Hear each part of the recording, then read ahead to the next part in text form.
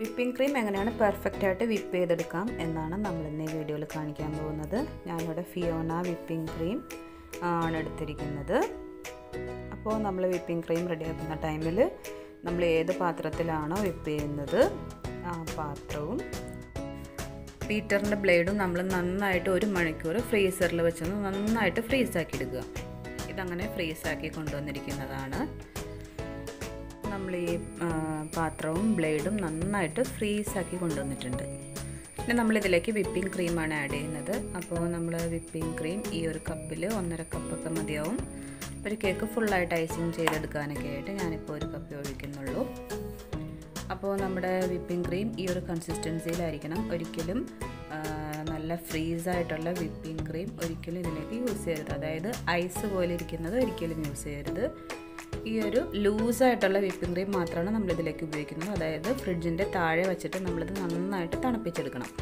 ഫ്രീസറിൽ വെച്ചിരിക്കുന്ന whipping cream ഒരിക്കലും അതേപടി യൂസ് ചെയ്യരുത്. ഫ്രീസറിൽ വെച്ചിരിക്കുന്ന വിപ്പിംഗ് ക്രീം നമ്മൾ ഫ്രീസറിൻ്റെ താഴെ ഇറക്കി വെച്ചതിന് ശേഷം നന്നായിട്ട് മെൽറ്റായ കൺസിസ്റ്റൻസിയും പിന്നെ അതുപോലെ നല്ല തണുപ്പും ഉണ്ടായിരിക്കണം. എന്നാൽ മാത്രമേ നമുക്ക് നല്ല ശരിയായ രീതിയിൽ വിപ്പായി കിട്ടത്തുള്ളൂ.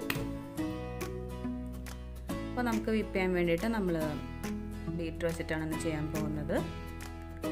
നമ്മളിതിലേക്ക് ഒരല്പം വാനില എസൻസ് ആഡ് ചെയ്ത് കൊടുക്കുന്നുണ്ട്. പിന്നെ വിപ്പിംഗ് ക്രീമിന് ഓൾറെഡി ഒരു മധുരം ഉണ്ട്. അപ്പം നമുക്ക് ഇനിയും നല്ല മധുരം ആവശ്യമുണ്ടെന്നുണ്ടെങ്കിൽ 1 ടീസ്പൂൺ ഐസിങ് ഷുഗർ ഇതിലേക്ക് ആഡ് ചെയ്യുന്നതാണ്.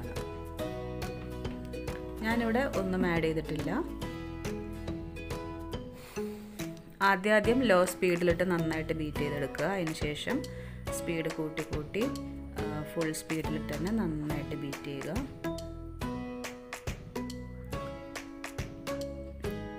ഇത് ബീറ്റായി വരാനായിട്ട് കുറച്ച് ടൈം എടുക്കും. അപ്പോൾ കുറച്ച് ടൈം എടുത്ത് തന്നെ നമ്മൾ നന്നായിട്ട് ബീറ്റ് ചെയ്തെടുക്കുക. ഇനിയിപ്പോൾ നമ്മുടെ കയ്യിൽ ബീറ്റർ ഇല്ല എന്നുണ്ടെങ്കിൽ നമുക്ക് ഒരു വിസ്ക് വെച്ചിട്ടായാലും നമുക്ക് ബീറ്റ് ചെയ്തെടുക്കാവുന്നതാണ്. അപ്പോൾ ഈ വിസ്ക് വെച്ചിട്ടൊക്കെ ചെയ്യുന്ന ടൈമിൽ നമുക്ക് ഒത്തിരി ടൈം എടുക്കും. ഇത് ബീറ്റാക്കി കൊണ്ടുവരാനായിട്ട് നമുക്ക് ഒത്തിരി ടൈം എടുക്കും.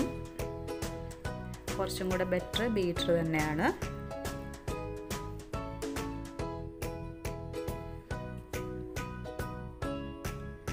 ക്രീം ഇപ്പം നല്ല ലൂസായിട്ടാണ് ഇരിക്കുന്നത്. ക്രീം ഒരുവിധം നല്ല സ്റ്റിഫാവുന്നിടം വരെ നമ്മൾ നന്നായിട്ട് ബീറ്റ് ചെയ്യാൻ ശ്രദ്ധിക്കുക. നന്നായിട്ട് ബീറ്റായാൽ മാത്രമേ നമുക്ക് നല്ല ഫ്ലവേഴ്സും നോസിലൊക്കെ ഇട്ട് ചെയ്യുന്ന ടൈമിൽ നല്ല കറക്റ്റ് കൺസിസ്റ്റൻസിയിൽ പെർഫെക്റ്റായിട്ട് ആ ഡിസൈൻസൊക്കെ ചെയ്യാൻ പറ്റത്തുള്ളൂ.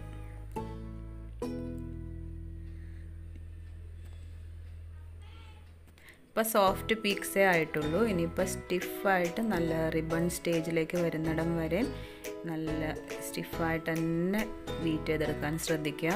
ഇപ്പോൾ നമ്മളിങ്ങനെ ബീറ്റ് ചെയ്യുന്ന ടൈമിൽ ഇതിങ്ങനെ ഒരു റിബൺ പോലെ വരുന്നത് നമ്മൾ കാണുന്നുണ്ട്.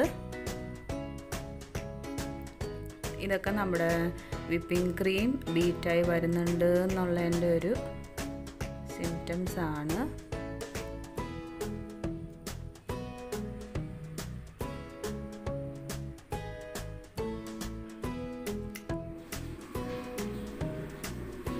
ഏകദേശം നമ്മുടെ ക്രീം ഇവിടെ ബീറ്റായി വരുന്നുണ്ട്. ബീറ്റർ മൂവ് ചെയ്യാനായിട്ട് കുറച്ച് ടഫായിരിക്കും. ആ ഒരു സ്റ്റേജ് വരെ നമ്മളിത് ബീറ്റ് ചെയ്തെടുക്കുക. ഇനിയിപ്പോൾ ഈ ഒരു സ്റ്റേജിൽ നമ്മൾ നിർത്തിയിട്ടില്ലെങ്കിൽ നമ്മൾ പിന്നെയും ബീറ്റ് ചെയ്തുകൊണ്ടിരുന്നാൽ ഇത് ഓവർ ബീറ്റിംഗ് ആയി പോകും. അപ്പോൾ അതുകൊണ്ട് നമ്മൾ പ്രത്യേകം ശ്രദ്ധിക്കുക. ഇടയ്ക്കിടയ്ക്ക് ഒന്ന് നോക്കുക, ചെക്ക് ചെയ്യാൻ മറക്കരുത്. ഓവർ ബീറ്റിംഗ് ആയിക്കഴിഞ്ഞാൽ നമ്മൾ ഇതിലേക്ക് കുറച്ച് വിപ്പിംഗ് ക്രീമും കൂടെ ആഡ് ചെയ്തതിന് ശേഷം ഒന്ന് ബീറ്റ് ചെയ്യുക. അപ്പോൾ അത് കറക്റ്റ് കൺസിസ്റ്റൻസിയിലേക്ക് വരുന്നതാണ്. ഇനിയിപ്പോൾ നമ്മുടെ ക്രീം ഇവിടെ നന്നായിട്ട് ബീറ്റ് ആയിട്ടുണ്ടോ എന്നറിയാനായിട്ട് നമ്മളൊരു സ്പാറ്റിൽ എടുത്തതിന് ശേഷം കുറച്ച് ക്രീം അതിലേക്ക് ആക്കിയതിന് ശേഷം ഒന്ന് തട്ടി കൊടുക്കുക. അപ്പോൾ ഇത് ചാടുന്നില്ല, കമത്തി പിടിക്കുക. അപ്പോൾ ക്രീം ചാടാത്തതാണ് ക്രീം നല്ല സ്റ്റിഫായിട്ട് പെർഫെക്റ്റായിട്ട് വന്നിട്ടുണ്ട് എന്നുള്ളൊരു അടയാളമാണിത്. അപ്പോൾ ഇങ്ങനെ ചാടാത്തതാണ് നമ്മുടെ പെർഫെക്റ്റ് കൺസിസ്റ്റൻസി. ഈ ഒരു ടൈമിൽ നമുക്ക് ബീറ്റിംഗ് നിർത്താവുന്നതാണ്. അപ്പോൾ ഇതാണ് നമ്മൾ എങ്ങനെയാണ് പെർഫെക്റ്റായിട്ട് വിപ്പിംഗ് ക്രീം ബീറ്റ് ചെയ്യുന്നത് എന്നുള്ളത്. അപ്പോൾ എല്ലാവർക്കും ഈ വീഡിയോ ഇഷ്ടമായിട്ടുണ്ടെന്ന് ഞാൻ വിചാരിക്കുന്നു. ഈ വീഡിയോ ഇഷ്ടമായിട്ടുണ്ടെങ്കിൽ എല്ലാവരും ലൈക്ക് ബട്ടൺ ക്ലിക്ക് ചെയ്യാനായിട്ട് ഒരിക്കലും മറക്കരുത്.